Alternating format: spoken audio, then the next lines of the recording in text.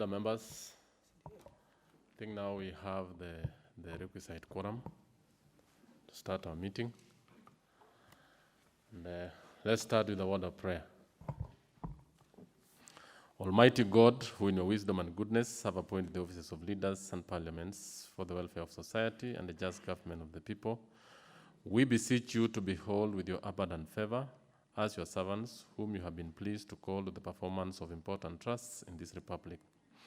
Let your blessings descend upon us here assembled, and grant that we treat and consider all matters that shall come under our deliberation in so just a faithful a manner as to promote your honor and glory, and to advance the peace, prosperity, and welfare of our country, and of those whose interest you've committed to our charge.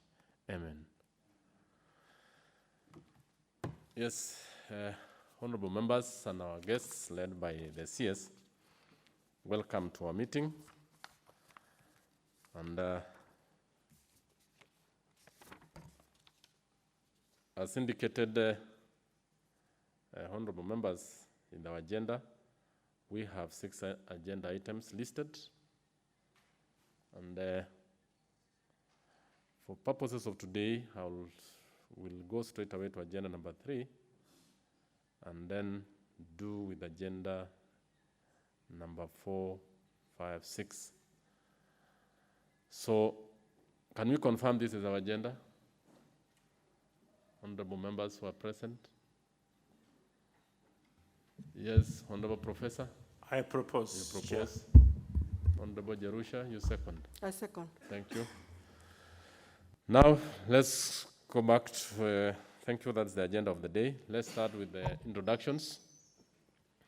Let me start with honorable members, and then we'll go to the CS and the team.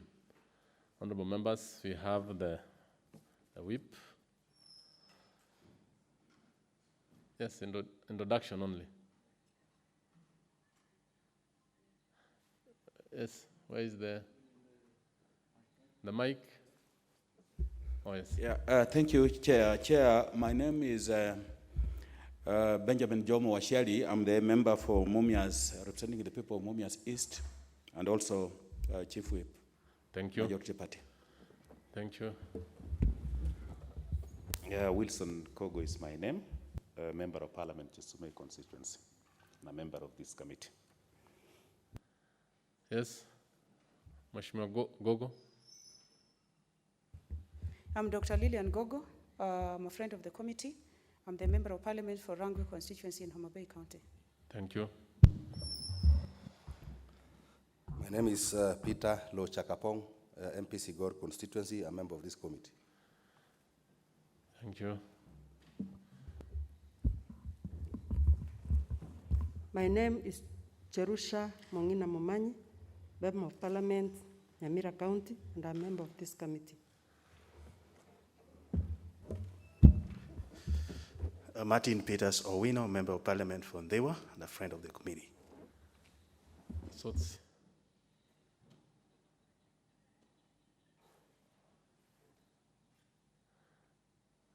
Mike is not on your. Yes. My name is Godfrey Osotsi, nominated member of Parliament, a friend of education, and a friend of this committee. Thank you. I'm seeing other members. Yes, Raso is on the other side. Dido Raso, MP Saku, a friend of the committee. Yes, I think the members have Secretariat, kindly introduce yourselves. My name is Professor Zadoko Gutu, Bomachoka Borabo constituency. Oh, thank you, Prof. Daniel Mutunga, Principal Clerk, National Assembly. I'm Lutesh Eugene, Audio Officer, recording the proceedings. Philip Lekarkar, Committee Clerk. Manuel Parashar, Sergeant at Arms, attached to this committee. Catherine Wangoi, Sergeant at Arms. Thank you. Now we go to the CS to introduce the team that is present with us. George Magoha, CS Education. Can the other members introduce themselves? Julius John, PS VTT, that is Vocational and Technical Training. Thank you. Belio Kipsang, Principal Secretary, Basic Education and Early Learning. Honorable Chair, my name is Simon Nabukwesi, PS University Education and Research. Thank you. Mumina Bonaya, CAS Education. Tirimba Machogu from the Ministry of Education. Simeon Odera from the Ministry of Education, Office of the Cabinet Secretary. Kobia Kamau, Senior Secretary Administration. Eric Ogur, Office of the CS. Joseph Oteo, Office of CS.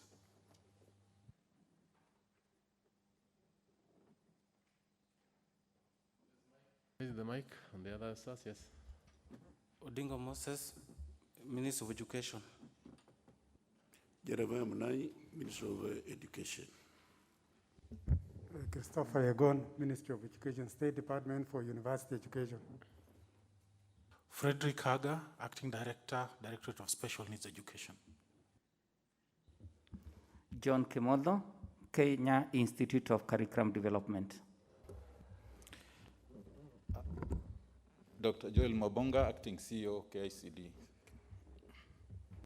Mogaka Ugutu, Director, University Education. Alfred Cheruyot, PS for Post-Training and Skills Development.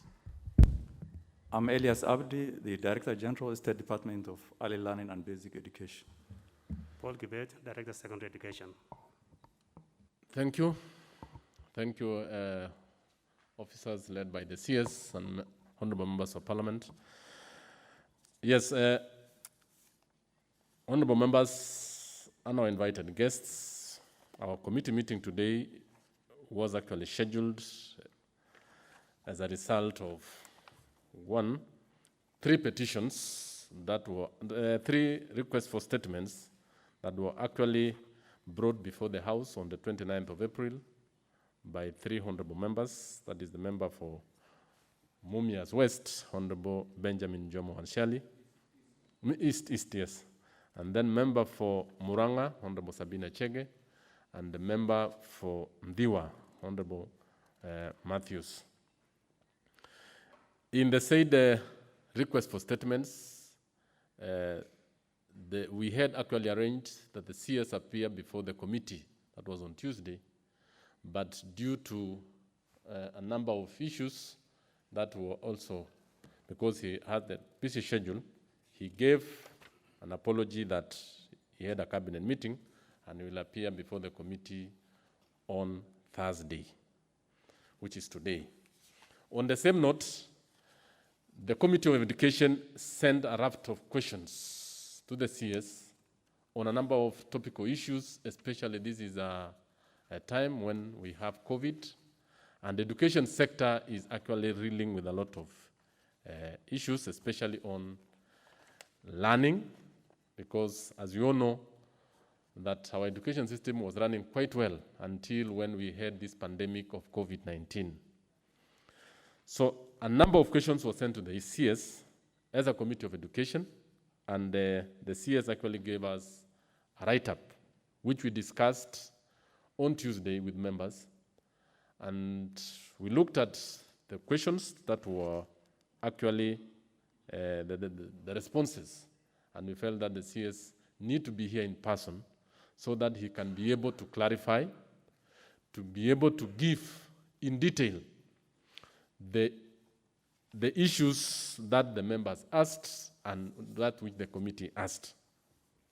So for the purpose of this session, honorable members and guests will require that the CS and members will ask the questions, that is the request for statement questions first. Thereafter, we'll deal with the committee questions and we conclude on that particular matter. So yesterday, I did read the responses, and I think it became very emotive on certain aspects, especially on e-learning and what the pupils are doing at home, and more so, the examinations at the end of the year.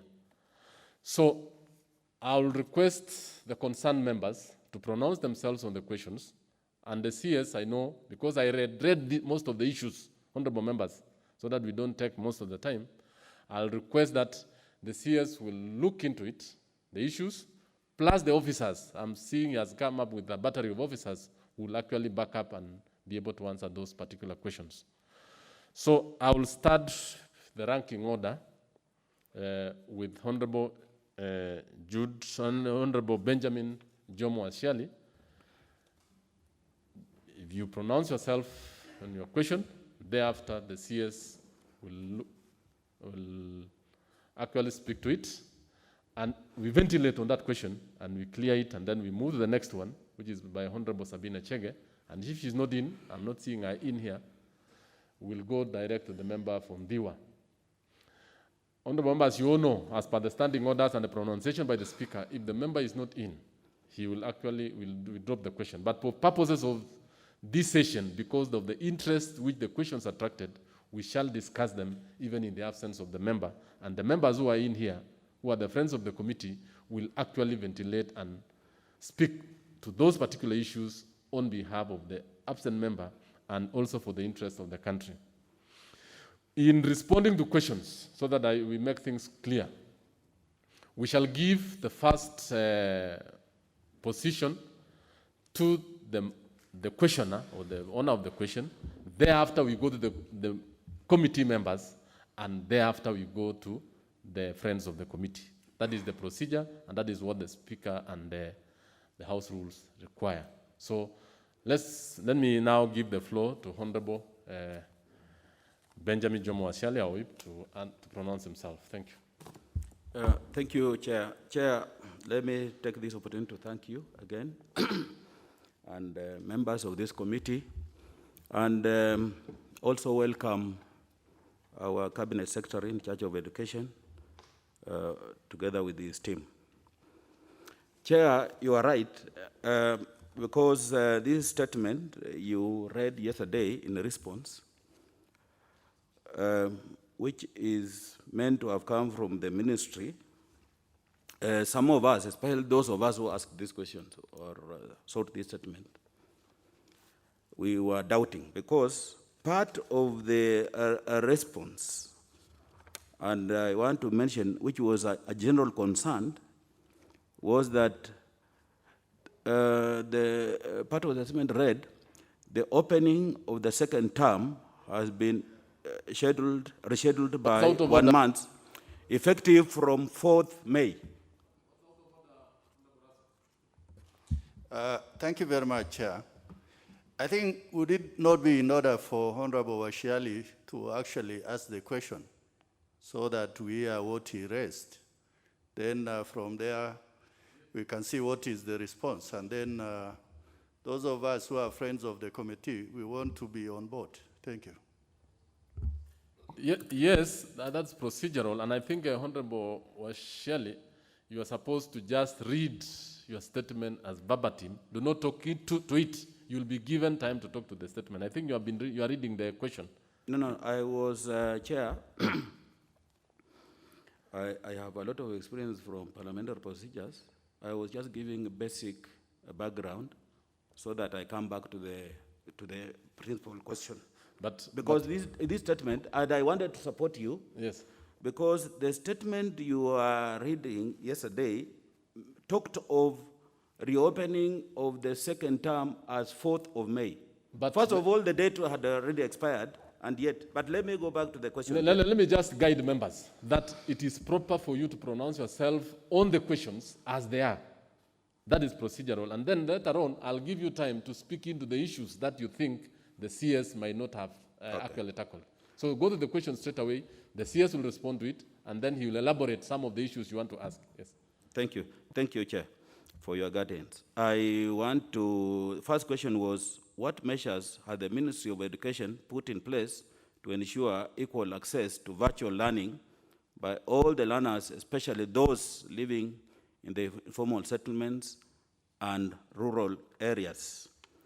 The second one, which is Roman 2, could the ministry confirm that physical infrastructure such as electricity and internet connectivity is available to all learners?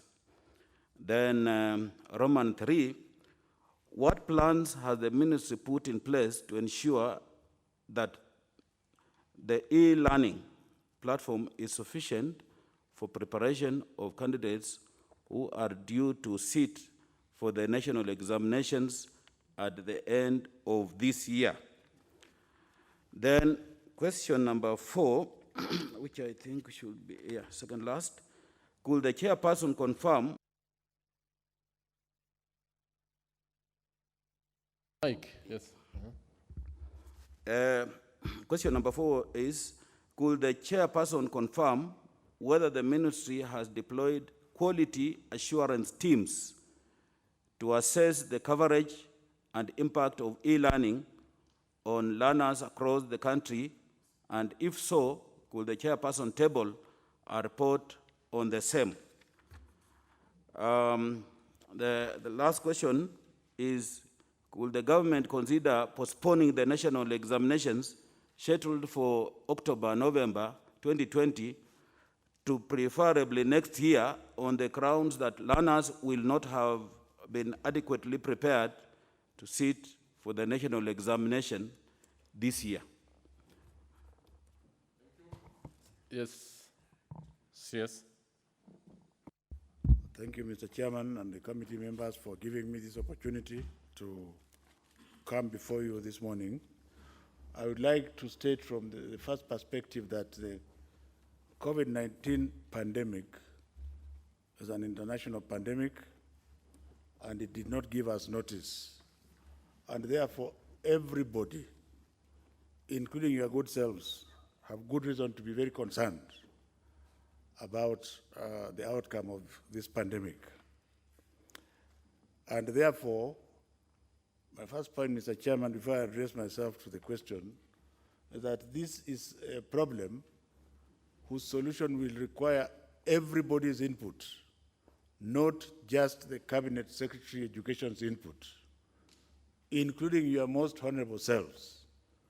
You must give us the way forward, because nobody knows the way forward. Having said so, Mr. Chairman, I will address myself very briefly to the questions by the honorable member, because I believe that they have been presented through the full House yesterday, during which there were very emotive debates. It is true, ladies and gentlemen, and this is not something that I need to come and explain,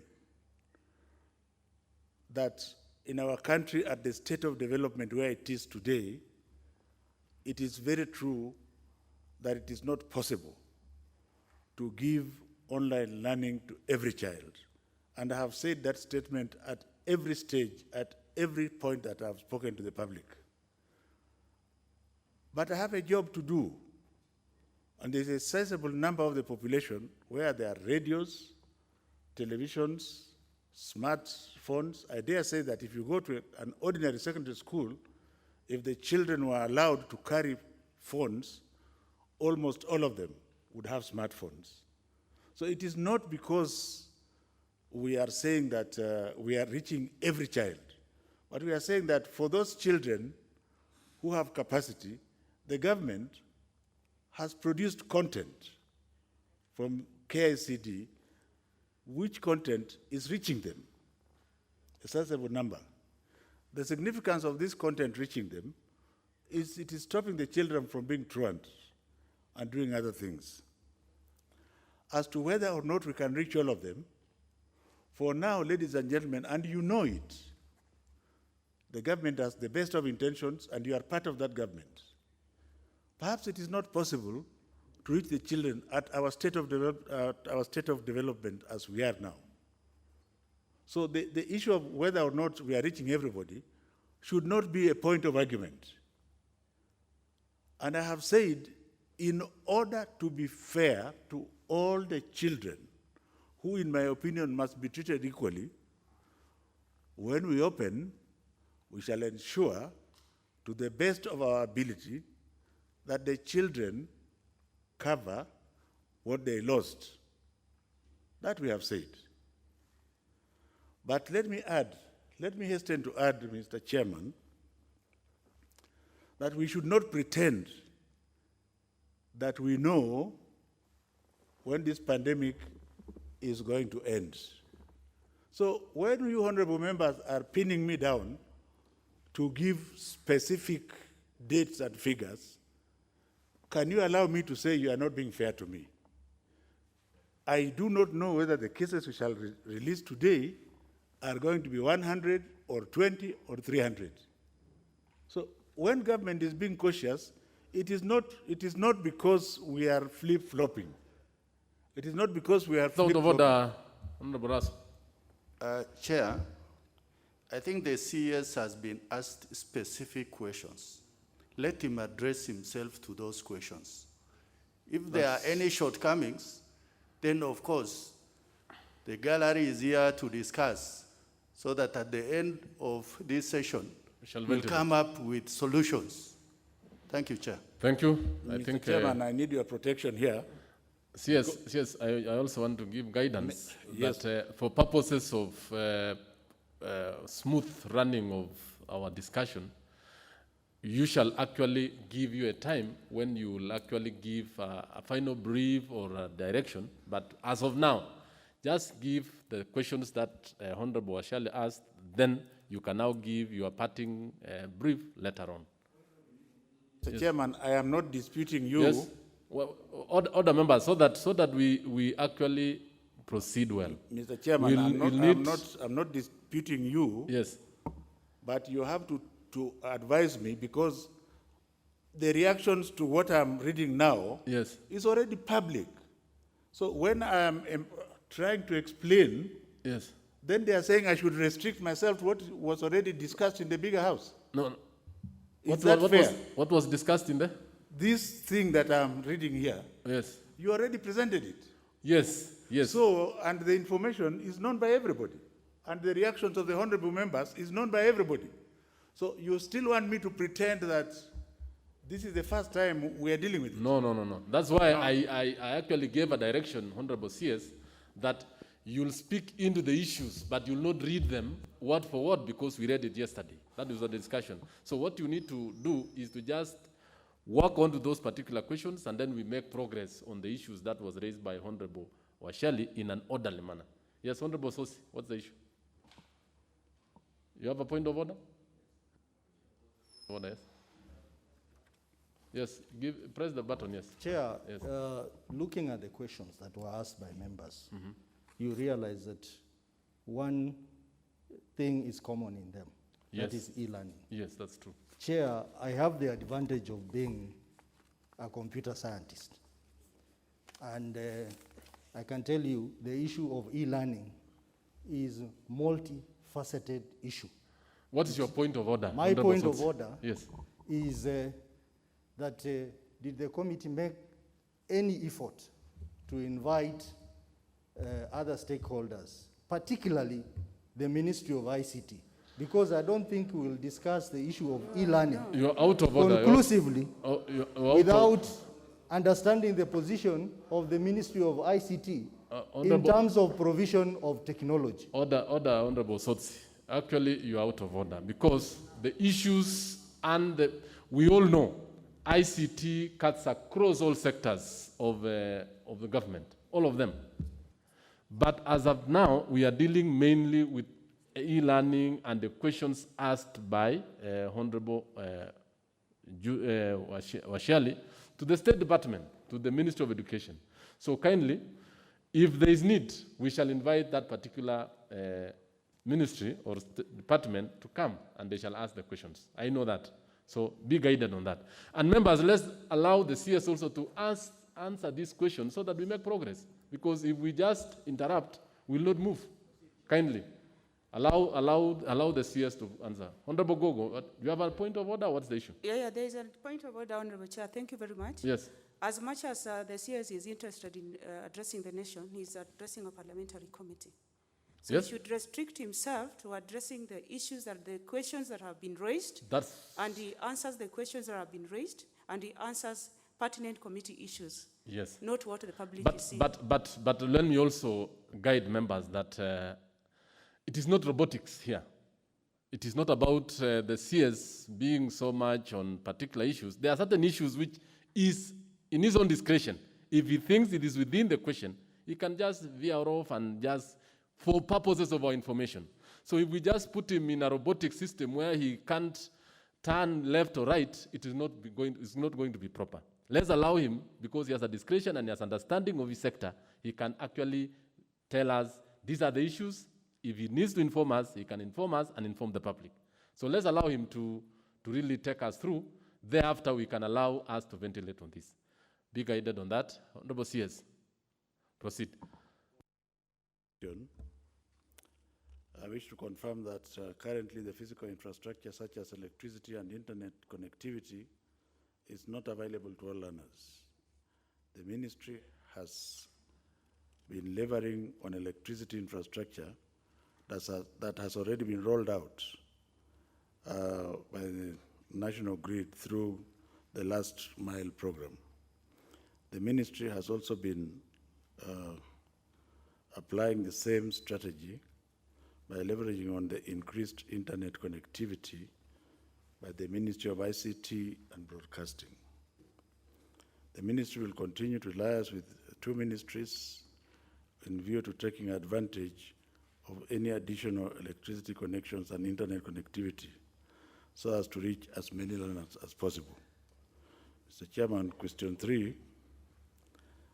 In addition to TV and radio lessons, the Kenya Education Cloud has proved useful for the candidates who are due to sit for the national examinations at the end of this year. The cloud, whose domain is www.kec.ac.ke, hosts interactive digital content, radio lessons on demand, e-books for all levels, to serve the pupils and teachers, and online courses for teachers on curriculum, integration, and the use of ICT. Digital uploading from the internal sources, radio and TV sections of KICD and external publishers is continuous. All digital content is accessible free of charge during the period of COVID-19 pandemic. In preparation of the programming and transmission schedules for both radio and TV, KICD is paying special attention to the candidates who will be sitting for national examination at the end of this year, including increasing the number of subjects covered, as well as upscaling the digital revision materials for classes. Number 4, Mr. Chairman. Quality assurance and standards officers have conducted a survey to gather information on online and media learning. The survey was guided by 5 indications. 1, awareness of radio and television lessons on KICD Edu Channel and other online programs, quality of teaching being offered via online and other media, quality of supervision of learning by teachers, quality of assessment of learning by teachers, the role of stakeholders such as teachers, learners, principals, head teachers, parents, religious organizations in enhancing online learning. The survey targeted all head teachers and principals in Kenya where a tool was distributed, and I believe this document was attached, Mr. Chairman. Mr. Chairman, since I can't say anything else, or number 5. Chair, just like other sectors, COVID-19 has also adversely affected the education sector, including the normal learning calendar. Learning institutions had to close early for the first term. In addition, the opening of the second term has been rescheduled by 1 month, effective from 4th of May, 2020, as the ministry continues, as the ministry continues to monitor the COVID-19 situation. And you must allow me, Mr. Chairman, to state very strongly to this Honorable House that irrespective of what we are saying or doing, the pandemic must come under control. It must be controlled first. Everything else will have to follow. And when I keep saying that, all these questions that are being asked will depend on how the government controls the pandemic. I would like to state, and you, if I'm not going to be stopped, to say that the advantage of being a physician, everything we are saying for now is that the disease is continuing. There is no evidence that we are about to reach a peak. And if I was to speak as a doctor without thinking of my docket as an education minister, I would say perhaps it is too early to give any specific dates that the House is asking for. Because they will be speculative. Mr. Chairman, in the meantime, the calendar for administration of Kenya Certificate of Primary Education, and again, when I say this, everybody is annoyed. The government involves everybody. It is one government, including you, myself, the executive, the judiciary, everybody. And for now, the government has said the examinations have not been postponed. If the situation was to change as we move along during the course of the month, Mr. Chairman, nothing stops the government from saying, well, we think now it is safe enough to risk opening schools. If, on the other hand, the situation becomes completely out of control, then we shall have to bite the bullet. The children are alive and they are at home. So what? They are at home and they are safe and they're alive. And if it means that they have to stay for a year, so be it. It is not only in Kenya where this is happening. But who knows? We could be in control in 2 months and we open and go to school. So please don't open a metal pipe and force me to say, give us dates that this is when you are going to open. It is not possible to do so. The government is consulting. We will consult you. We will consult everybody else so that everybody takes the risk. The risk is too much for one minister. I submit, Mr. Chairman. Thank you.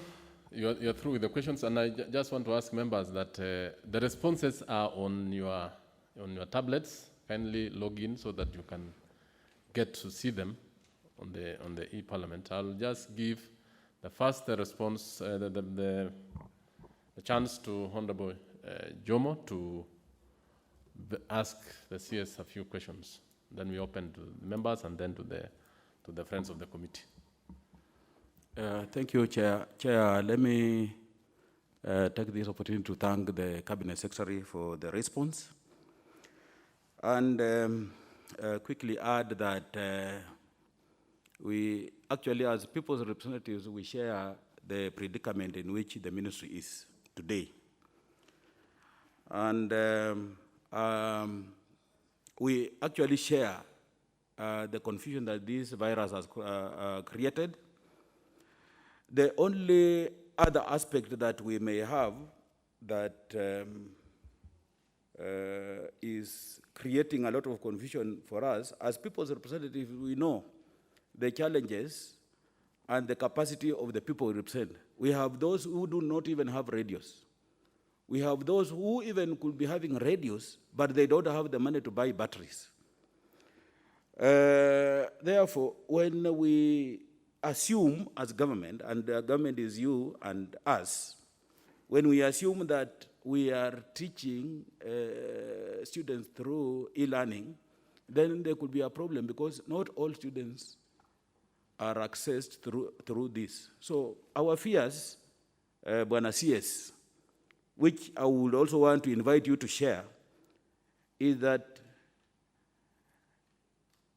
I don't know whether you will regard this as going through the syllabus, because our fears will be, and we are hopeful that at the end of the day, this virus the effects of COVID will end. But should it end, would you then regard that since the students were learning through e-learning, they would have covered a certain level of syllabus, in which case then you would have to test them based on the e-learning, or you'll just have to go back to where you left from and then proceed from there. This we are saying because we have the knowledge of the rural Kenya, and it's good that you also agree with us that with the current development status of this country, not everybody has the advantage of having electricity and all these facilities that we are trying to use as a means of teaching our learners. That is our fear as chair, and I would just want us to proceed from there. I think you've asked that. The CS, you can respond to that. Then I open the floor. Mr. Chairman, the Chief Whip wants to know. Honorable Jerusha, just allow the CS to finish that and then. There was something I was adding on top. You wanted to? Yeah, what I wanted to add. No, you will just ask. You will give you the time. Okay. Yes.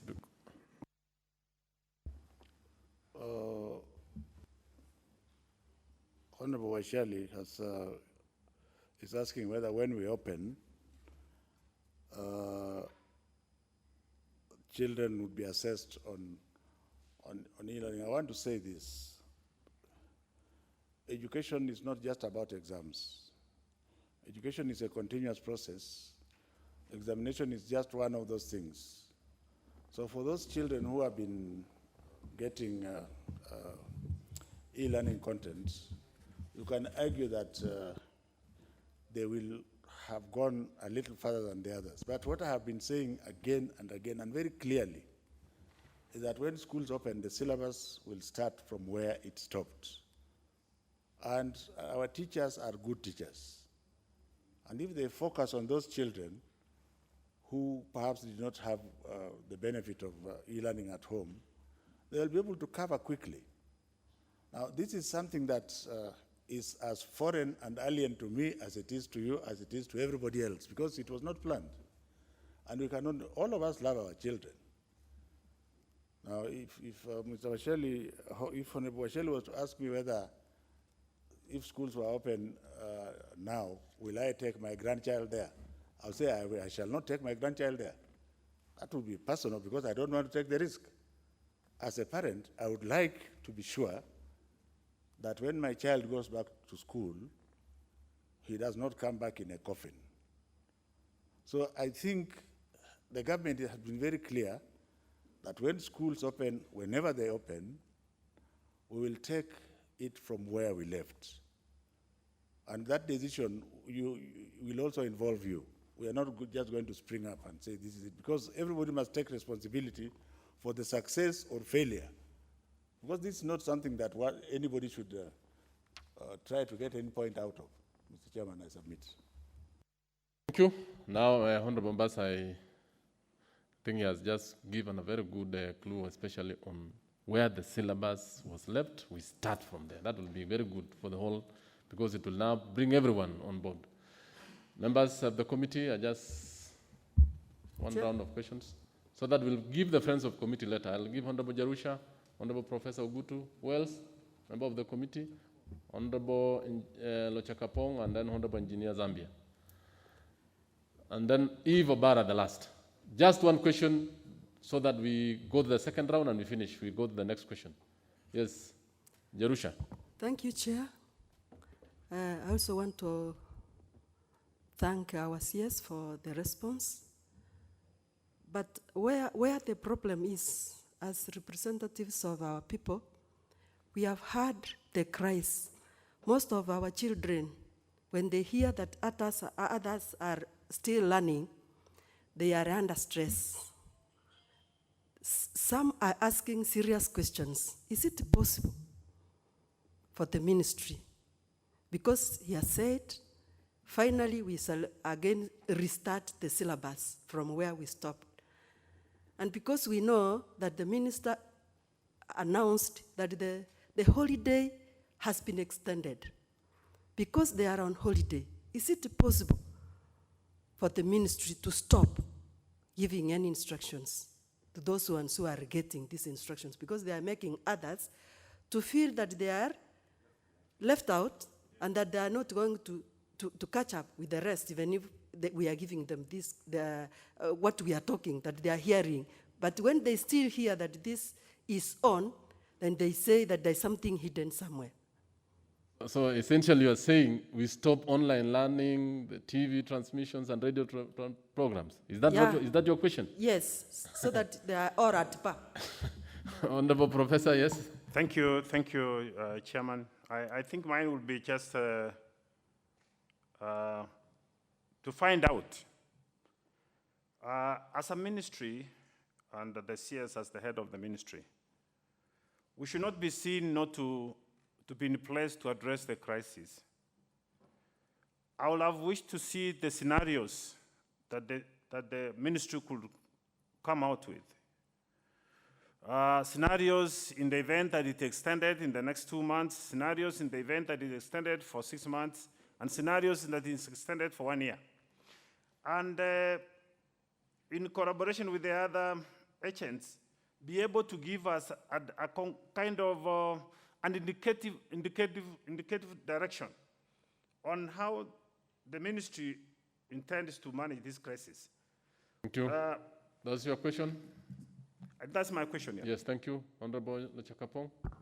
Yeah, thank you, Honorable Chair. I got the impression that the virtual learning is basically meant to keep the students busy while at home. But now the question I have is, does the ministry have regulations on virtual learning? And if yes, what does it say about Kenyans who are offering to teach our children either via their Facebook accounts, Instagram, and others, and who are not teachers? So what is the position of the ministry regarding that? And then finally, the last question, what is special needs? How are they taking care of special needs learners, those who are blind, deaf? What is their program for them? Thank you. Honorable Engineer Zambia. Thank you, Chair. Mine is just an issue I want to, if the ministry can consider through its structures that the disadvantaged students are the ones in the rural areas where they cannot access electricity and even the internet, and also in the urban setup, in the where we have the slums and all that. Is it possible, because the teachers are still on payroll and they are still getting salaries, in the villages, can we have some structures where we can have some monitoring of the students who are just who are in the villages, so that they can actually get some information from the ministry through the sub-counties and all that, so that they can access the learning materials? Thank you. Eve Abara. Thank you, Chairman. But my question, I think, in a way, has been asked, because I was taking it up from the point when the minister said that when the government opens, whenever they will open. And actually, it has been asked when I wanted to know, can you please tell us what are your plans? And my colleague asked the scenarios. If it's going to take the same thing, if we are going to open in June, what if it happens in August? What if it happens in September, in that manner, so that we have the comfort or the confidence that at least there are plans in place? Thank you. Fortunately, we also have a medical doctor who heads the ministry, and he understands fully the implication of this disease. And for this country, unfortunately, all of us in the world are experiencing this pandemic, and it's difficult even to say that we can benchmark, because we are all experiencing it at the same time. But the little that they have done, we appreciate the little that the ministry has done so far. Thank you. As if you were supposed to ask the question now. I said it has been asked. Oh, yes. It has Honorable been asked. members, Yeah, thank you. Honorable members, I know I've seen some members come in. We shall now allow the CS to answer, but before he answers, I want to ask the honorable members who came in to introduce themselves, and even the guests who came in, so that we get to know who are within. Yes. Member Fonjoro, I've seen you. Just introduce yourself only. Thank you very much, Chair. I'm Charity Kadhambi Chepkonye, Member of Parliament, Joro Constituency, Nakuru. Just introduction. Yes, only that. The next one. Member for Tharaka. Thank you, Chair. I'm Beatrice Nkatha-Nyaga, Member of Parliament for the Tharaka-Nithi County, and a friend of this committee. Yes, Member for Gishugu. Thank you, Chair. My name is Geshimo Gedenji, MP Geshugu. I'm a friend to the committee today. And may I proceed to ask my question? No. Just introduction, yes. Thank you, Chair. My name is Hongondo Were, MP for Kaspol and a friend of the committee. Yes, next member. Thank you, Chair. My name is Honorable Elisha Ochieng Odhiambo, the MP for Game and a friend of this committee. Engineer Zambia. Engineer Zambia, member of Parliament, Kilome constituency, and a member of this committee. Honorable Danga. Geoffrey Makoho Odanga, MP for Matayos and of the Committee of Education. Honorable Kolosh. Ahmed Kolosh Mohammed, MP Wajir West. Honorable. My name is Mushangi Eric, Member of Parliament for Runyenjes constituency and a member of the committee. Makali. Makali Mulu is my name. I'm Big Central, friend of the committee. And Dr. I'm Dr. James Nikal, Member of Parliament for Seme constituency in Kisumu County and a friend of the committee. Thank you. Any other officer who came in late to introduce themselves? Thank you, Chair. My name is Tom Mulati, Acting Director, Technical Education. Thank you. CS. My name is Zach Kinuthia, CAS Education. Thank you. CS, now you can proceed, answer those questions, and then we have the last round. To introduce myself. Oh. Yeah, Professor Jacqueline O'Dwell, nominated Member of Parliament and a friend of the committee. Thank you. Thank you, Chairman. I will answer some of the questions and others I will refer to the PS Belio Kipsang, especially the one on regulations and the one on special needs. But let me start by answering Honorable Jerusha that the government of the Republic of Kenya at this time is not going to consider stopping e-learning, because I keep saying that our glass is half full, is not half empty, and that all our children are equal. Those who can access content, they will get access of the content. And I would also like to inform you, Mr. Chairman, that we have private schools which, in addition, have arranged extra content. We have not stopped them. This is a free country, a government of the people by the people.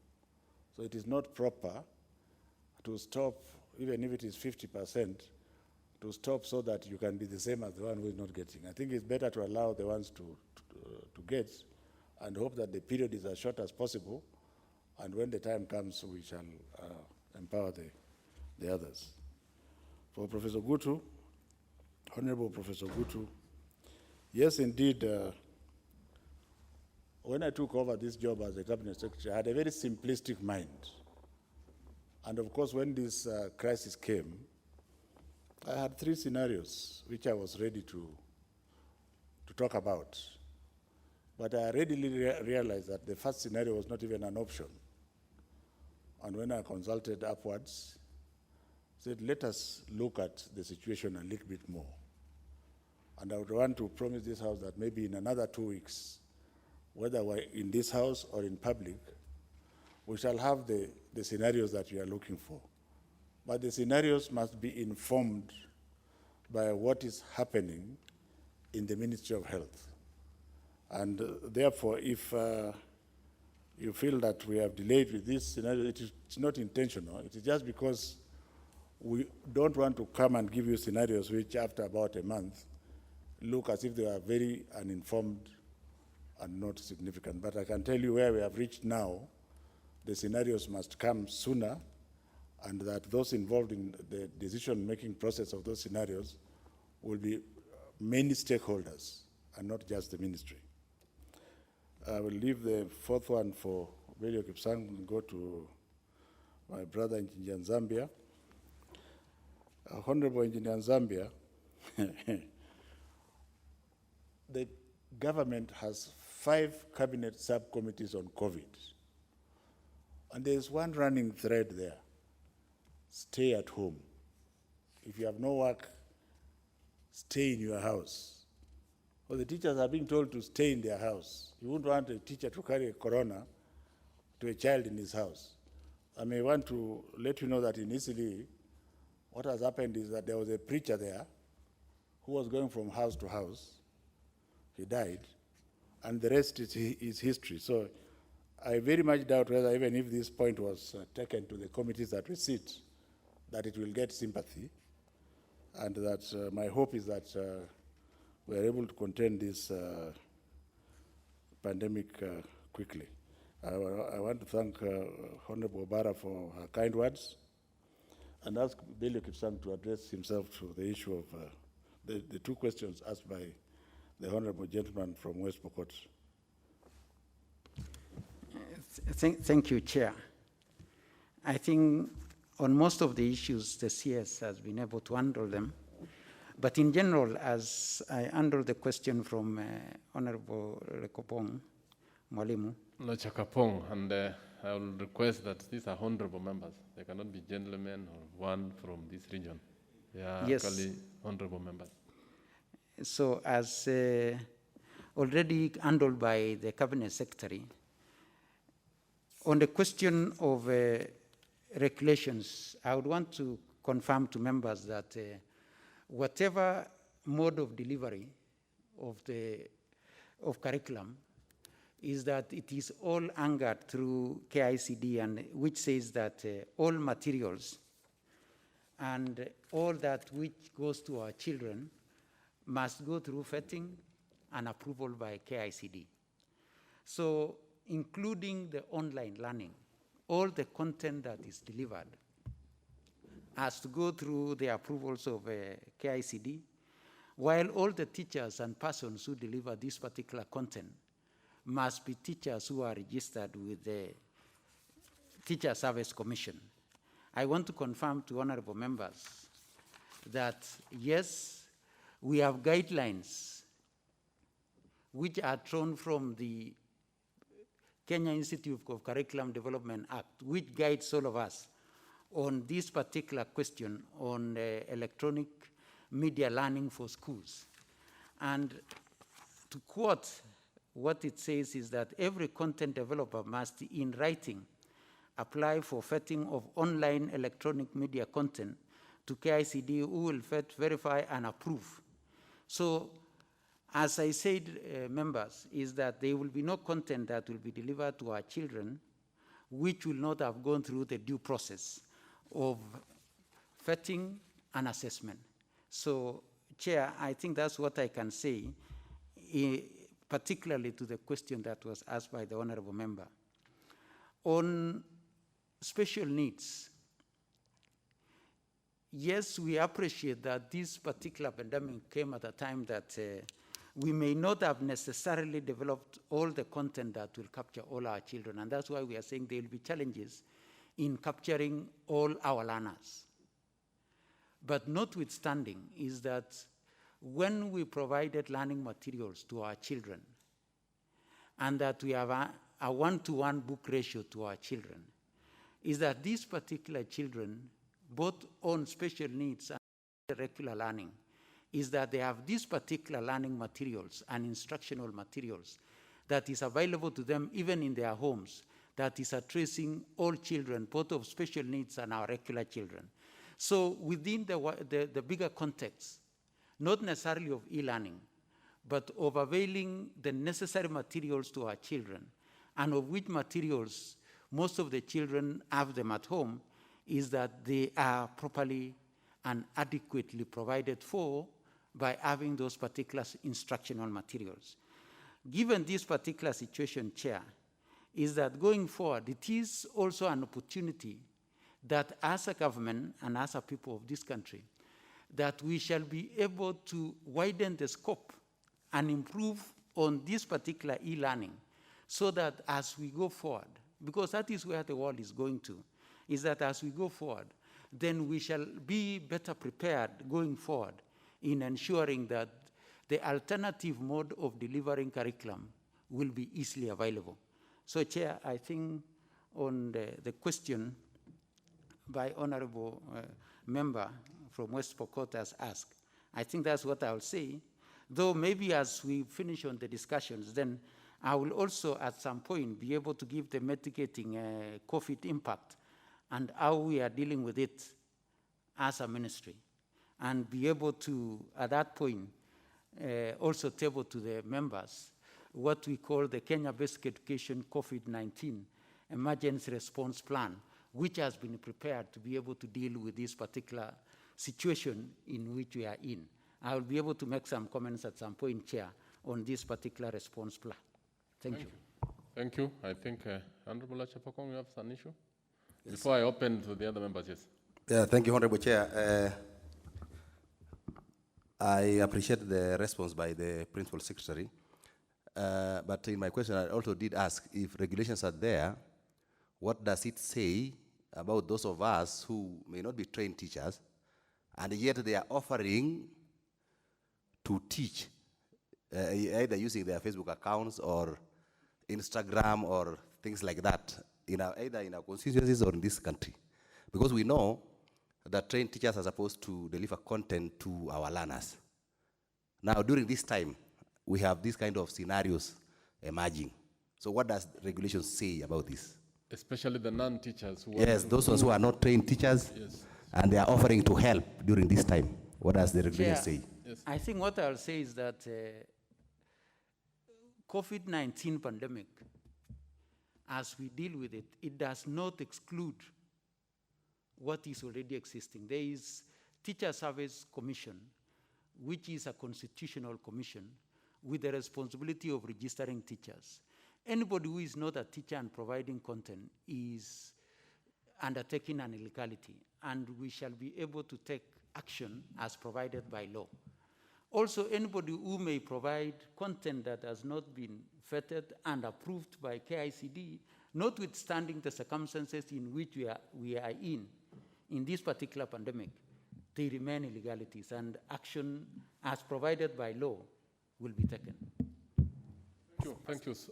I just want to ask this question as CS.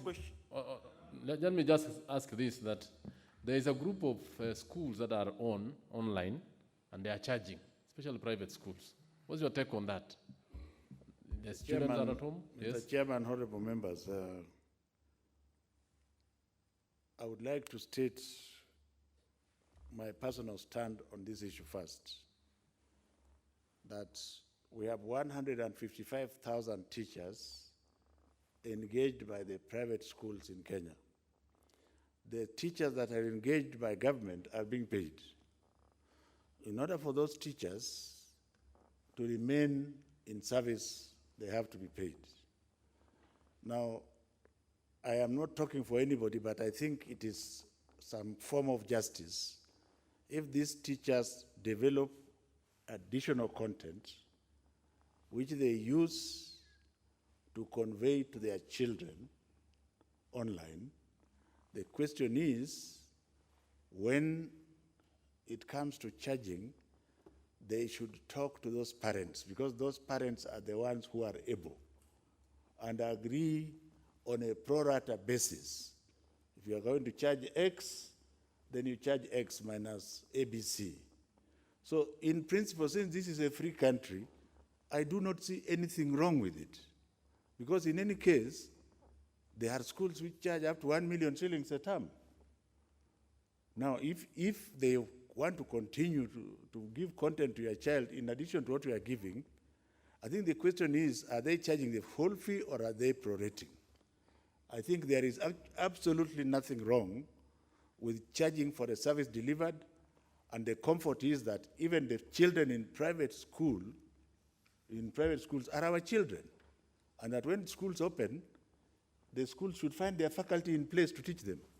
That's my take there, Mr. Chairman. Thank you. Let me open the floor now for the friends of the committee. Let me start with the Osotsi. That's one question. Dr. Nyikal, Honorable Makali, Member Fonjoro, and Honorable Raso, that first group. Odanga, you are in the group of the committee. You are late, so let's proceed. Let's start with Osotsi. Thank you, Chair. First of all, I must commend the CS and the team. Question, specific one Yes. question. Yes. I must commend the CS and the team for the responses they've given us. Chair, acknowledging that e-learning is a multifaceted program involving quite a number of stakeholders. It involves the Ministry of ICT in provision of ICT infrastructure, and even broadcasting. It also involves the Ministry of ICT in terms of bandwidth. It also involves the Ministry of Energy in terms of provision of electricity. And also it's a budgetary issue involving provision of budget to implement all this. And considering that this week our various committees will be interrogating the budget proposals from the executive, I wish to know from the CS, and I'm sure this will also be very useful to the members of the Education Committee,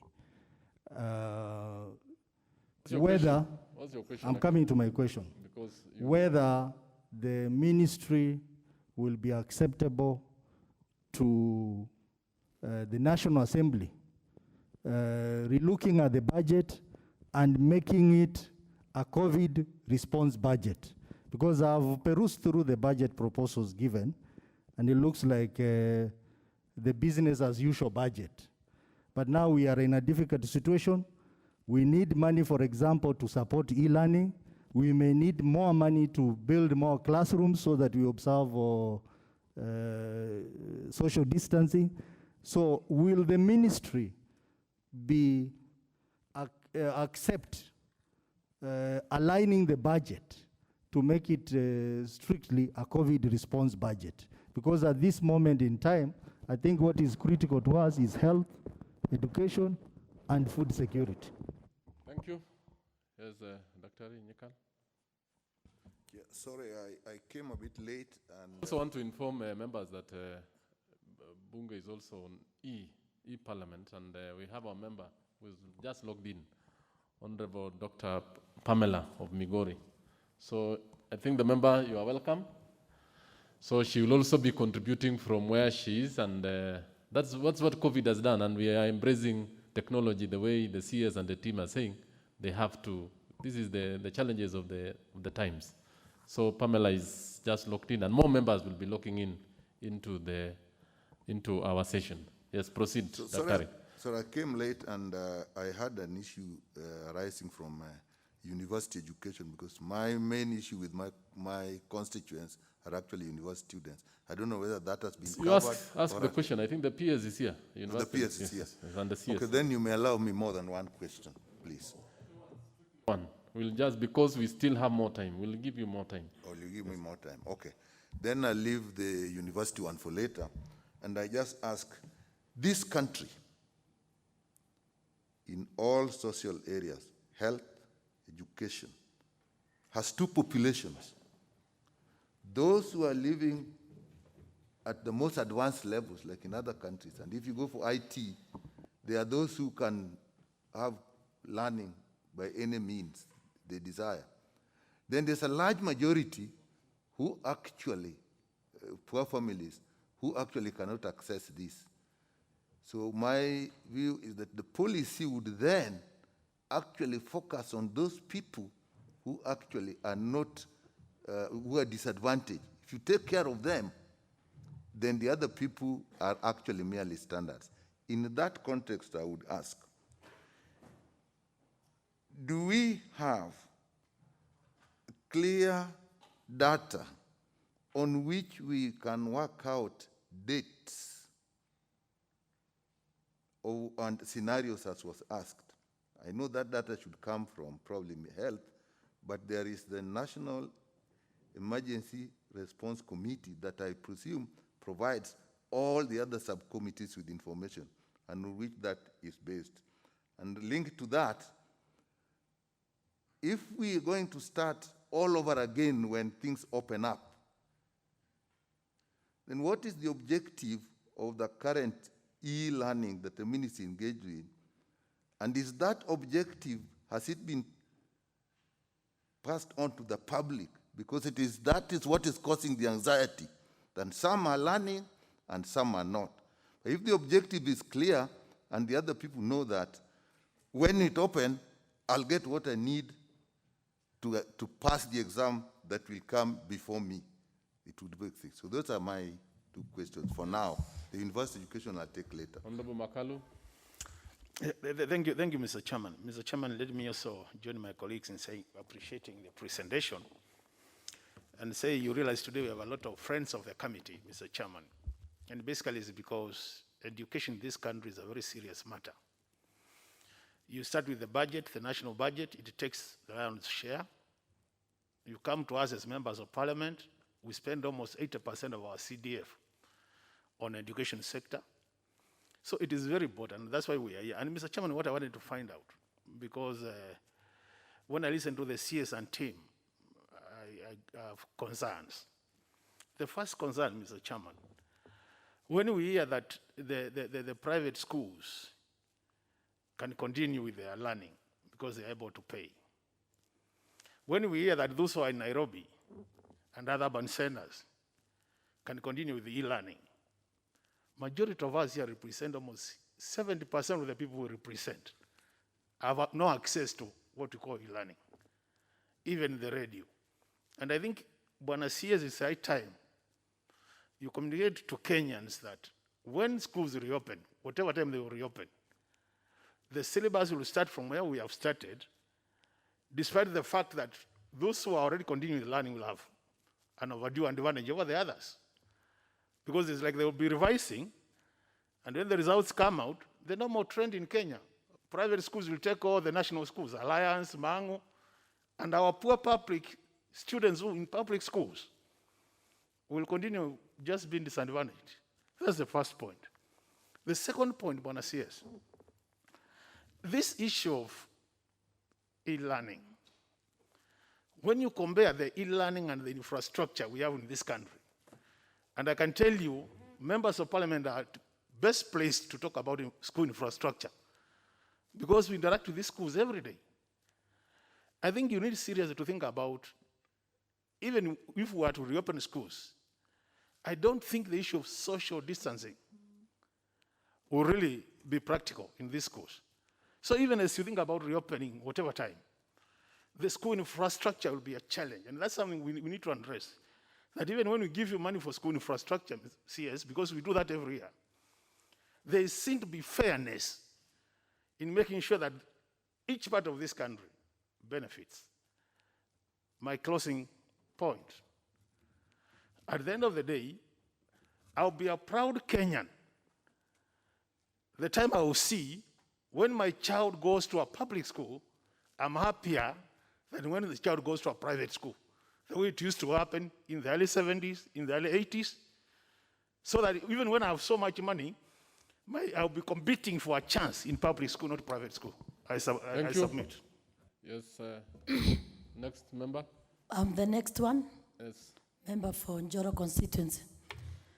Thank you very much, Chairman, for giving me this opportunity.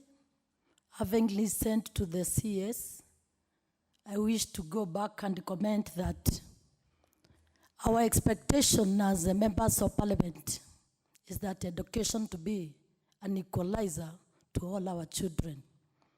As I was listening to the CS talk, he has also commented that right now when we are talking about e-learning, around 155,000 teachers are concentrated on matters of private schools. My first question to the CS, what is the percentage of the rural schools or the public schools which are accessing the e-learning? On top of that, my next question is. Only one. Yes, it's the same question, Chairman, please. On the same line of the percentage, I would also like to know what is the percentage in relation to the primary schools and the secondary schools. And lastly, Chairman, it's just a comment as Honorable a... Chepkwony, we are very strict on this because there's a lot of interest on this. You are just giving to, and now give to Honorable Thank you, Russell. Chairman. I was just summarizing to say this, Chairman, with a lot of humility, because sometimes having a sitting with a CS, The last one, but be very brief. yes, I was just saying lastly, as we are planning to, as we are talking about our children going back to school, CS, recently before coronavirus, we were talking about 100% secondary school transition. It is not possible, CS, your ministry, even registration of schools, it's a big problem. Thank you. Thank you. Yes, Russell, and then lastly, Gogo, and then the CS responses. Yes. Thank you very much, Chair. CS, I think we want you to understand us as members of parliament. We are actually talking on behalf of people.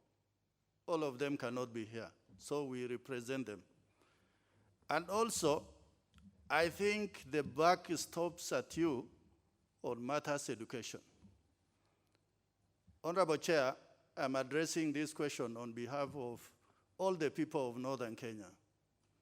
Less than 10%, if we talk about e-learning, will at the moment be actually on that platform. My question is, learning has not stopped. It's only that teachers and children have stopped going to school.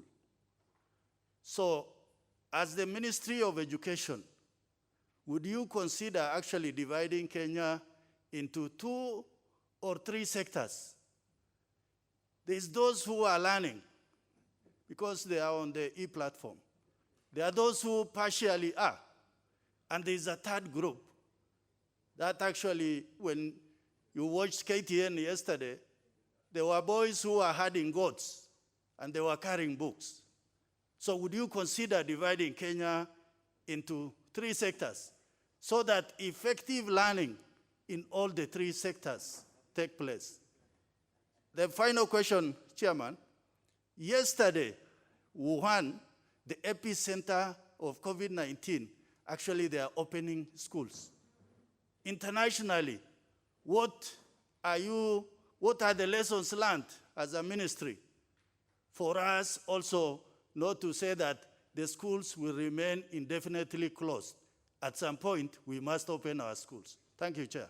Thank you. And members, no issues here, we have a lot of interest. And I'm just pleading with you, just one major question, because most of these have been asked.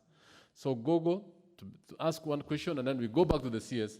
Then I'll just give one round of questions, then we go to the next one by Honorable Peters Owino. Gogo, Thank you yes. very much, Honorable Chair, Honorable CS. I'm glad that you're able to share this platform, and all of us, Honorable Chair, are here by virtue of having gone to school. We have some basic form of education. And the way it has earlier been said, education is an equalizer, and it is a very emotive issue. When it comes to education, Chair, it has to be emotive. There is not going to be any issues of greasing and then being, we'll just address it the way it is. And I want to thank the Honorable CS because he actually answered what I asked yesterday. What we require is take-home messages, not those long stories going around. There was even an issue of cloud yesterday, whatever is in cloud, and there was something, and I was asking What is your question, Gogo? I'm asking my question, Chair. Yes. I'm asking my question. Yes. And this is an emotive issue, and it brought emotions yesterday, and we have a chance with the Honorable CS and his team. And we are all working for the same government, Honorable Chair. We are all working for the same government. And in equal measure, collectively, we share collective responsibility. And Honorable Chair, what is the best way to reach the CS? What is the best way to reach you? Because in the COVID period, I'll call your lines, I do what I cannot reach you, Honorable CS. Number 2, I am so glad the many questions I wanted to ask have been answered with precision. I know what is being done. I had a question on scenarios, I've ticked it. I had a question on special issues. I've ticked it. Go straight to the question that has not been asked. Another question which I wanted, Honorable Chair, I'm a friend of the committee. Don't harass me. I don't come to your committee many times. I'm a friend of your committee. Don't harass me, Honorable Chair. I'm not harassing you. I'm just a friend of your committee. You will not see me in your committee again. Yes. So treat friends of your committee well. So I'm just concerned, apart from COVID-19, we have other parts of the country where we have other challenges, national challenges, like the floods. And in these areas, we still have students and we still have educational challenges that needs to be addressed other than COVID. What is the ministry doing about this, Honorable CS? Having said that, when I talk to my people over the radio, I have one word that I'm going to tell them, that even if you don't have the radio, when I go physically and I meet with them, because I have to go and social distance, but I have to meet and talk to them and assure them and be with them because of this, my people, they need to see me there giving them leadership. I will tell them, keep calm.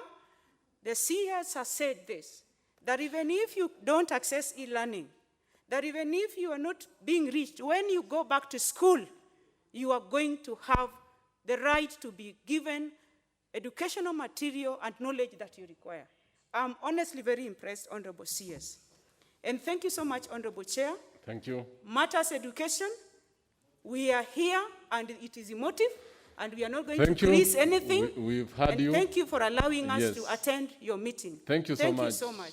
And we Thank- want to support the CS and his team.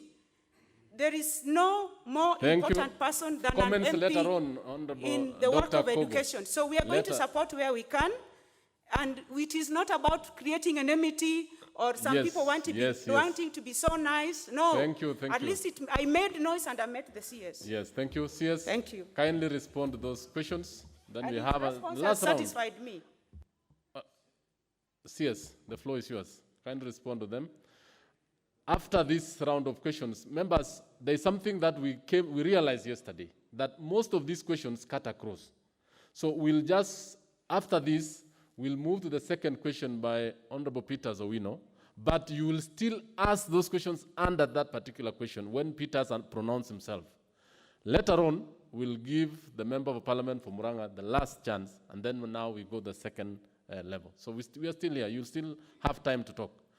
Honorable CS. Thank you, Chairman. The question asked by Honorable Sosi will be addressed by Dr. Belio Kipsang. Do we have clean data which is informing what we are doing? Yes, we do have clean data. It's interministerial, multi-sectoral data that we are going to use to make decisions. The disadvantage of e-learning, I think we are saying the same thing. We have already accepted that at this stage of our development, this is the very best that all of us as government we can do. Honorable Jerusha Mwanya had asked whether we can decide to stop offering the service. And I already said that is not an option. We are a free country, and ours is to try to fill the glass as we are looking for water to fill the glass. So I don't know how to put this so that the question does not pop out again somewhere. But in terms of social distancing in schools, Mr. Chairman, when the scenarios come out, you will have to accept them so that everybody takes responsibility, and the issue of social distancing may appear in one of those scenarios, so that we all move together. I think these are decisions that are very difficult to make, but as a doctor, I want to repeat again. I see my friend Honorable Nyikal is there, who is actually better placed because he's a magician. He's not a surgeon, he's a magician. He's better placed to tell you that. I mean, Prof. Nyikal is a magician, not a medical doctor. You know, this is a house of records, so we really need to know. Surely he's a magician or in a medical doctor? He's a physician. Yes, thank you. And therefore, he knows better than me that the behavior of this disease is unpredictable, and that we can only wait and see and also to inform the honorable members that if we get a delay in controlling the disease, it will be purely because of our own culture, Mr. Chairman. So for now, wearing mask, washing hands with soap and water, social distancing, if we were to open schools, for example, in a month's time, we would have presumed that that will have to be done. And therefore, perhaps you may start thinking, would it be wise to open the whole school or open certain strategic parts of the school? And this is not a decision for me to make, it's a decision for everybody to make. And again, some members will argue that, oh, you know, that's not equality. But these are not normal times. These are difficult and strange times, and they require strange decisions to be made, ladies and gentlemen. From Joro, Honorable Lady from Joro, I will tell you very honestly that we don't have the percentages you are looking for. If we had this question, we have the distribution of radios, which is about 59%, and there are other distributions of all electronic gadgets, including cell phones, which we can map out and give you if you want, but it still does not solve the problem, because the question is, are there still some people who are not getting the content? Yes, and they must be dealt with. So the percentages will not help us in this matter. We have already accepted that we are not covering everybody. As we try to cover, when we open, we shall pay attention to everybody else and start from where we left. Honorable Gogo, my official lines, I've never declined your call. If I have, I will go and discipline my officers very, very firmly, because you are a very senior leader, and any honorable member who calls when I have time, I must see. But I hope, Mr. Chairman, that I will get her number so that I save it, because I can't answer all the numbers that come. There are too many, and some of them, you know what happened. So perhaps if I get the numbers of the honorable members, I'll keep them, so that when I don't answer you, it is not like I'm rude, because I don't have any reason to be rude to a honorable member. We are working for the same government. Dr. Bello Kipsang. Thank you very much, CS. On the question on budget. I want to ask members, if you have asked a question, kindly sit through it and hear the responses so that you get to hear. It's not good to ask a question and then we leave. Yes. On the question of Honorable Tsotsi, one, I want to confirm to the honorable member that we have an interministerial committee on ICT in education that brings together the critical players, including Ministry of ICT. In fact, is housed at the Ministry of ICT as Ministry of Energy. In fact, we also have Ministry of Industrialization, because of in this country now we have some assembling plants of some of the critical ICT equipment. So we have an interministerial committee that looks at all these things. We in the Ministry of Education were given the responsibility of looking at the question of content and anything that touches on education itself. Ministry of ICT will be advising us on issues of broadband, on issues of devices to be used. Ministry of Energy will make sure that there is electricity. So we have an interministerial committee that deals with this particular very critical aspect of learning. On the budget, yes, we have done proposals as the executive arm of government, having gone through cabinet. And there is distinctive roles of ourselves as executive and the distinctive role of the legislature in dealing with the budget. I think we shall be able to be giving presentation next week so that we can give Parliament an opportunity to be able to also reflect in these particular proposals of the executive and be able to engage and give ourselves a better way forward in how we shall deal with the budget in these very difficult times that we have a new normal of dealing with issues. So, Chair, we are going to engage with the legislature next week on the issue of budget. Parliament appropriates, we give proposals, and we shall converge at some particular point in making sure that we are able to move the agenda of government and the best interest of our children. I will also tell you, Chair, that we have widened our scope as a sector in engaging with other development partners. so that they can be able to see areas that they can be able to work with us in ensuring that our children are learning. In general, Chair, I think the overarching principle when we are dealing with this issue of COVID-19 is that we are trying to mitigate the impact of this particular disease and to deal with the new normal that we find ourselves in. And to be able to look briefly on this particular document, the COVID Basic Education Emergency Plan, we are looking at 3 pillars that are very critical so that it can be able to also give members a wider perspective and maybe address some of the questions that may come up. Chair, we are looking at the question of coping. How do we cope with this particular new situation? So it is going to address the coping mechanism. It is going to address what we call managing continuity. And the emergency plan is also going to address what we call improving and accelerating learning. In coping mechanism, Chair, I think we are finding ourselves in a situation that is not of normal circumstances. And therefore, when we find ourselves in this situation, then we must be able to put in place coping mechanisms. And like any other situation, when you are giving coping mechanisms, those mechanisms may not necessarily be ideal, but you are trying to address the situation in which you are in, Chair. When we come to opening of schools, we shall be trying to manage continuity. And when we are going to manage continuity, Chair, we are going to look at schools. How do we reopen our schools successfully? How do we make sure that students recover the time that they may have lost? And Chair, we shall also be seeing how do we ensure the inequality that has been widened by this particular situation is addressed. Finally, this particular document, Chair, is looking at the question of how do we improve and accelerate learning? How do we ensure that as we go back to school, we recover on lost time? So, Chair, as we circulate this particular document, we would want to make sure that it captures the 3 places.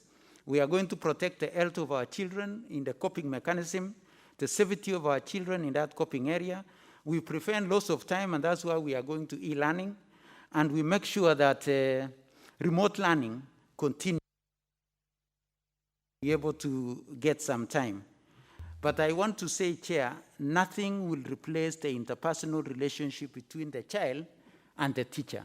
And that's why when we resume learning, then we shall ensure that that particular relationship is picked from where we left, and that every child will be able to get an equal opportunity.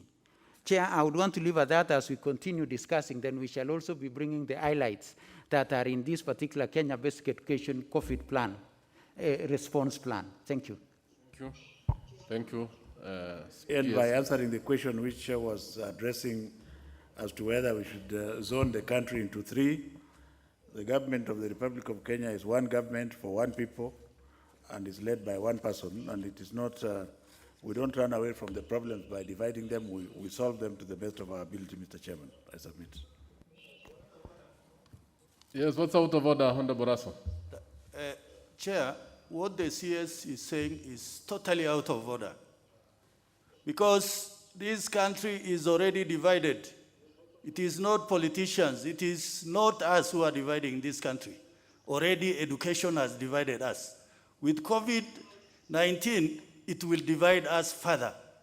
If less than 10% are currently on e-learning, what will he say about 90% who are out there in the villages? Yes, we know this is one country, it's one state, one people. But the idea of trying to justify or hide behind seats, we will not accept it.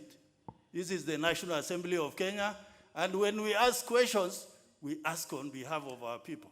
Yes, I think your question, if I got it right, Honorable Raso, is CS, is the issue of regions that do not have e-learning, do not have TVs, do not have... is that your position? No, that was not the question, Mr. Chairman. Chairman. Is that the question, Raso? First of all, so that we are on the same wavelength. Absolutely. Is that the position that we have regions within this country where we have no electricity, we have no even FM stations moving on? Is that the issue? That is absolutely my question. That's it. CS. That's actually basically. Mr. Chairman, Yes. I am also a Kenyan citizen. I am answering a question, and I am saying that the government does not support the idea of zoning the country into 3 different zones. That's what I've said. And I don't think because of that there should be a barrage of insults on me in this chamber. There are no insults, CS. The question is actually very weighty, and I just want to put it very clear that we have students within this country who do not get the e-learning. We have those who do not get radios. We have those who do not get TVs. What are you doing? There are those who get it. There are those who don't get it. So what are you doing with them?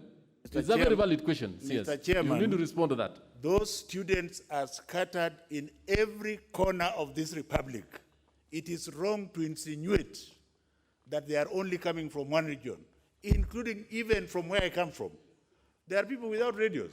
So, Waziri, what are you doing with them? I have said, I was saying in answering the question, yes, that it is wrong to think of zoning the country into 3 regions. If you say Nairobi is one of the elite regions, what about the slums? So it is wrong. That's the government's position. And I think let us also agree to disagree. So we are still back to the same question. I think maybe PS, what are you doing with these children? I think I want to bring it forward, Chair, that one of the issues that we saw, and I said that the first pillar of our response plan is coping, because we must get a coping mechanisms. And in this particular coping mechanism, it may not necessarily be an ideal situation, but it is a situation that you are trying to address yourself in where you are. You know, when you are inside a hole and you are fallen in, the best way that is there is for somebody maybe to bring a grain and pass it to you, and then they will remove you slowly. But sometimes the grain might not be there, but you will struggle to make sure that you are out of the hole. So, Chair, what we have done with the support of KICD is that we've been engaging ourselves. We have widened our scope of engagement, and we have brought in as many partners as possible. We are now dealing with 35 what we call community radios. These radios which are deep in the community, so that they become part of the players that will assist us in delivering education. I don't want to look like I'm answering the member, but I want to say, like in some regions in the northern Kenya, we are working with Iftini Radio. We are working with a number of radios, 35 of them, of what we classify as community radios, so that we can be able to widen our scope. We may not be able to reach everybody, but I've been given a number of some of these radios. And in Lodwar, we have Radio Akisha. In Kitale, we have Radio Mitume. In Marakwet, we have Radio Changwani. So we have quite a number of partners that we have brought on board so that we can be able to work together towards achieving this objective. But as the Cabinet Secretary has said, the bottom line is, when it comes to the third pillar that I gave, which is improving and accelerating learning, is that every learner will be given an equal opportunity by starting from where they left, and also ensuring that if there is need for remedial engagement for those who are from regions that were not able to get this particular content, then we shall go to that extent as government to ensure that such remedial engagements with children who may be left behind, so that they will be able to have a level playing ground as we go towards examination. Though, Chair, let's separate the current coping mechanism of e-learning from examinations. Because when it comes to preparation for examination, we shall ensure that all our children have an equal opportunity, away from the coping mechanism that we're having now through e-learning and other learning opportunities. Thank you. Yes, I think we are through with that, honorable members. Chair, I know we Chair, have, I Chair, just want to alert members that we have 2 of members who are on e-parliament, on Zoom. Honorable Dr. Pamela, I think Honorable Kimunya is not catching up, but some members will ask a few questions on their behalf. I'll ask the member who is online that we are now moving to the next question. And I told you, honorable members, that most of these questions are interrelated. And I'll give you an opportunity to still ventilate on them and ask the CS as many questions as you are. But let's allow the next question to go in. Honorable member for Nairobi. Pasaris, what's the issue? Chair, thank you very much. Chair, I just want to, I understand that we've got so many interventions, a lot of interventions, whether it's radio, whether it's e-learning, and the PS has just mentioned that we have so many partners. Yes. The only way for you to gauge whether all these interventions that you're having on e-learning are working. Is it a question? You're asking a question? Is to do an opinion poll. Have they conducted any opinion poll in various regions to actually be able to tell whether the students are actually getting, because you can have all these interventions, but if you're not doing an opinion poll to try and see whether the interventions are working and are being reached by the families, then you have no answer. Thank you. Thank you. I think, honorable members, I think I want us to have order on how we are running. We are now going to the second question, and I want the CS to note the question asked by honorable member for Nairobi so that you will answer in the next session. I will just, I will also want to ask that, let me allow, is it a point of order? What is it, Honorable Sabina? It is a question. It's a question? Thank you, Chair. Chair, you know, I'm sorry I came in a bit late, but I had asked many questions and they were responded. Yes. So I just want to give an overview. No, not now, not now. I'll give you a time for an overview No later problem. on. But Chair, I just wanted to, maybe what the honorable member had asked and the response from the PS and from the CS, just to guide the ministry, that you don't have to do demarcations geographically. Yes, And I think what honorable member... That's very true. That's yes, very true. what honorable member was trying to raise, that there are different classes in this nation.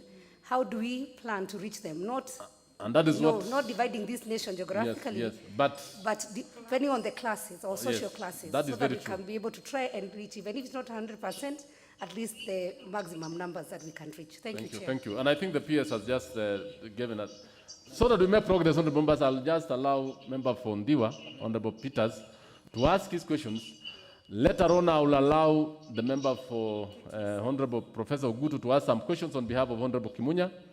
And I will also allow member for Migori, who is on Zoom, to also ask her questions later after the member for Ndiwa pronounces himself on the second question. Kindly, Honorable Peters Owino. Thank you, Chair. I have a disclaimer to make that one of the CS team, Dr. Julius Joan, is a member of my constituency, and he has no input in my questions here to the ministry.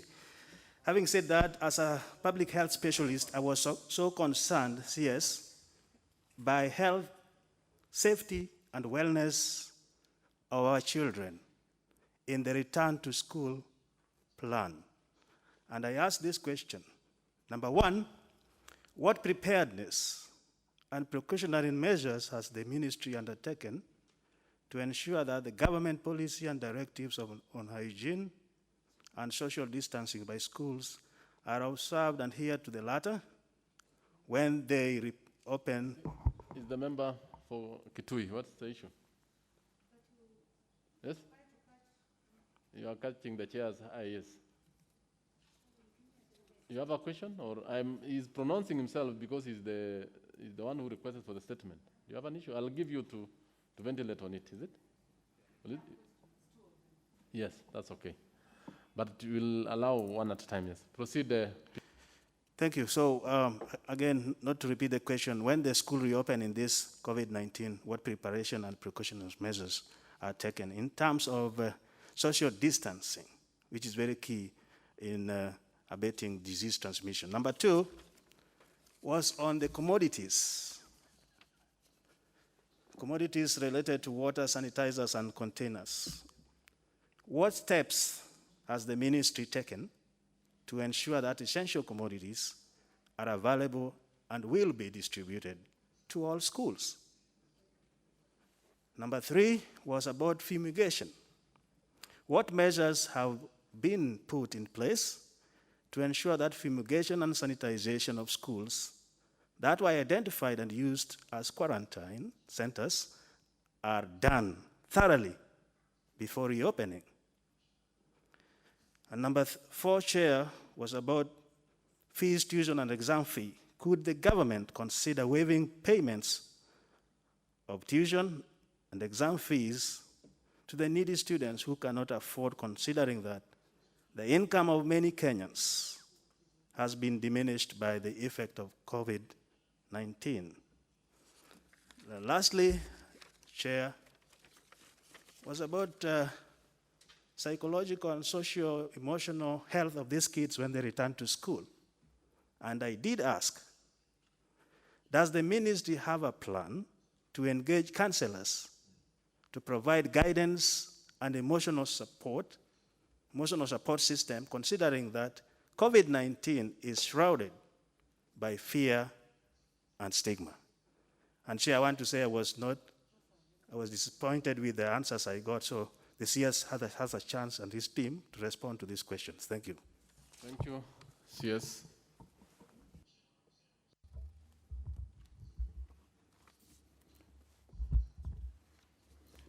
Mr. Chairman, I hope the honorable member was here at the beginning when you said I should read through this, so that's what I'm going to do, and also to add where necessary. The ministry will continue to engage with the National Task Force on COVID-19 and other relevant government agencies from time to time on policy directions and interventions for the prevention of COVID-19 to ensure that policy on hygiene and social distancing by schools are observed and adhered to when we reopen. Point of order, Mr. Chair. Point of order. What's out of order?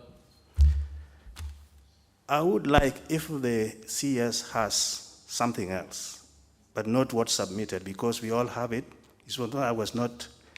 I didn't accept it, and I just give him the chance to expound on whatever was left out, if any there is. Mr. Chairman, you must now protect me. Yes. You must now protect me in this house of yours. Orders, yes. What I want to say is, it is not about protection, it is about actual information. We argued about this, and you ruled that I go through this. Yes, I go what we through are it, saying. and again another person is asking a point of order. Yes, let's be orderly. That this is where we need information. That the kind of information that you have, you are allowed. That's why I said we are not doing robotics here. You can add more information, because the members yesterday, that's why the whole thing was a motive, was that the answers that you gave actually were not satisfactory. So you just, whatever you are reading, give an additional information, or your officers give more information on issues asked by Honorable Member for Ndiwa, kindly. Man, I will continue that way. Yes. But you should remember that at the beginning of this sitting, it is that is what I was doing, and another member stood on a point of order, and you directed me otherwise. No. Just proceed and add information to the kind of information you have. Proceed, CS.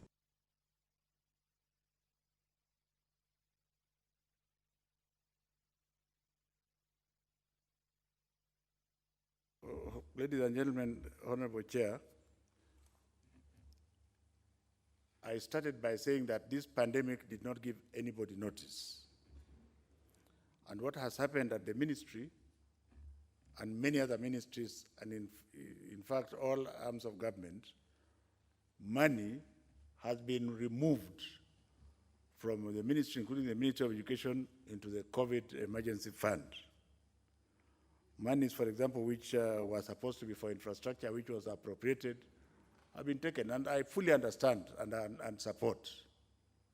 So what we are going to do, Honorable Member, next week, I hope, when we ask your Honorable House to make provisions for funds that can be used, for example, to buy soap.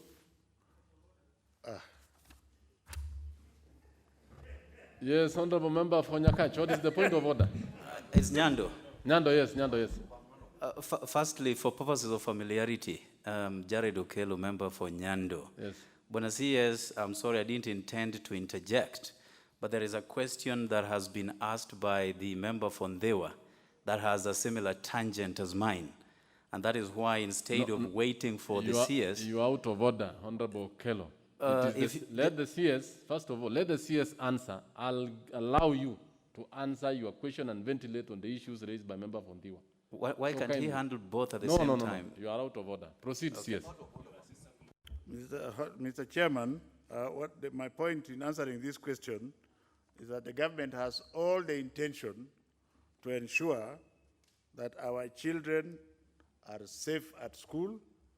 This will require additional exchequer funds, and I'm basically just asking the honorable member who asked the question, and I hope he comes to support us in the budget committee next week on Wednesday, when we put a budget line, a heavy budget line, so that we can be able to buy the sanitizers and soap and water to provide to the children.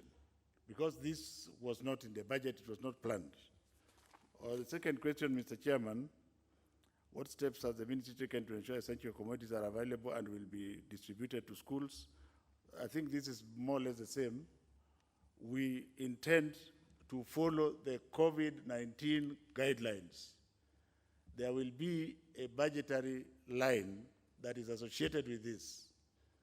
If the money is not provided, then this honorable parliament would not be in order to ask me to provide money when they are the ones with the power to appropriate the funds. CS, I would indulge you to really, when you answer those questions, you don't actually infer to members about issues that are not within their purview, so that at least yours is to make proposals. We, as a representative people, will just do as the resource envelope, not actually about questions. Yes, kindly.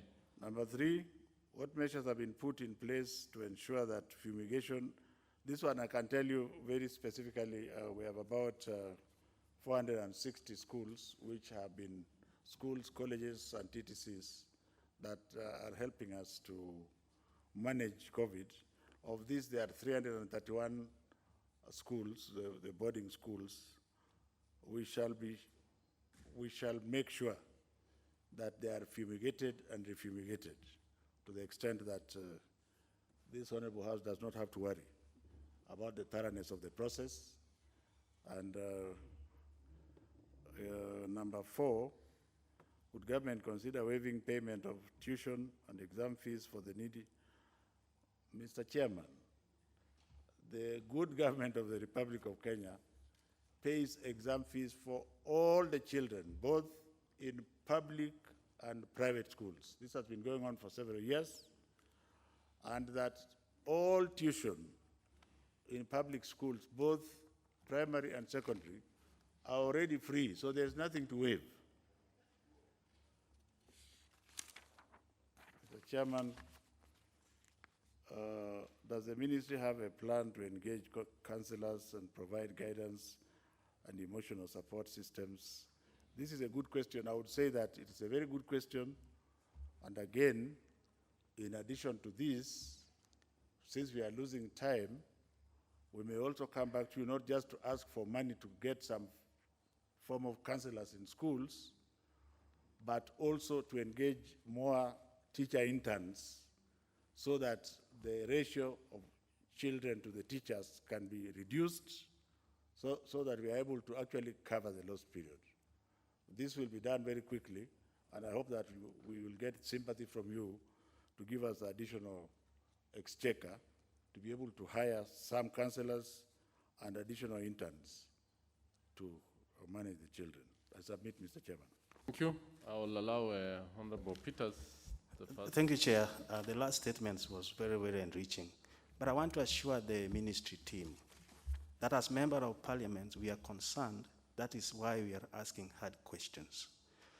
And also, what I expected, Chair, is what he has just said. When we ask questions, we give you time to have a contingency plan, what others call scenarios, that when we return to school, these are going to be the infrastructure requirement.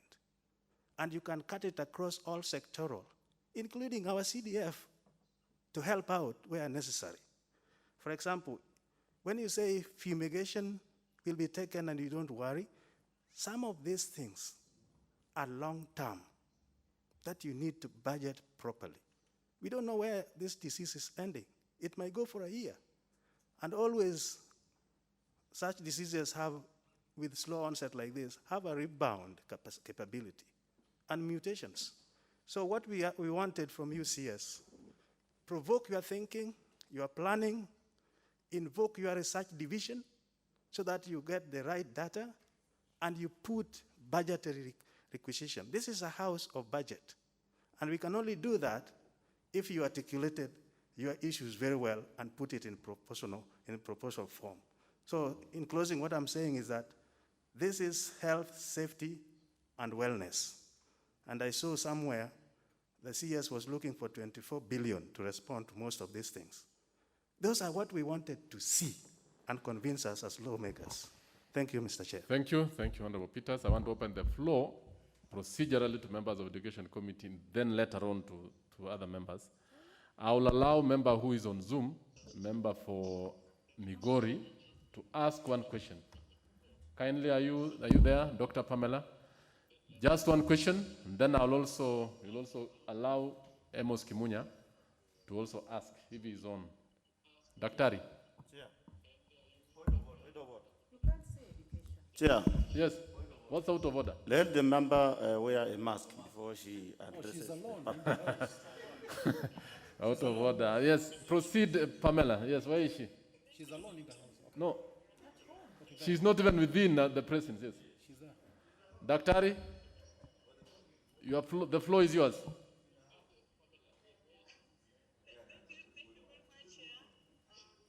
Hey, volume. The order. Yes, I can hear you, Chair, and thank you very much for allowing me to be part of this meeting Zoom. Yes, ask the question. Chair.